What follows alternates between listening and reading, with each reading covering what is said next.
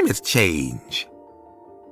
Climate change is having a worrying impact on rainforests around the world. Across the world, forests of all types help to regulate the weather. They help to bring temperatures down. However, temperatures are constantly rising, and rainforests around the world are becoming hotter because of climate change. As this happens, the rainforests suffer from degradation. Degradation means that they experience severe drought because there is not enough rainfall to combat the roasting temperatures. Degradation also means that there is not enough water to sustain all of the plants, trees, and animals, and it brings the destruction of the habitat of many insects and bacteria that live in the moist, warm forests.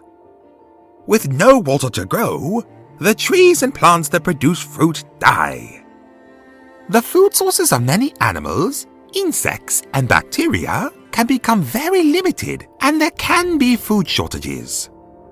This not only has an effect on the rainforest and all of the plants, animals, and people that live there, it also has an impact on the local farmers who rely on the tropical rainforest climate to grow their crops. With food shortages comes the threat to many different species of rainforest dwellers. If there is no food and limited water, then lots of the plants and animals that live in the rainforest will die.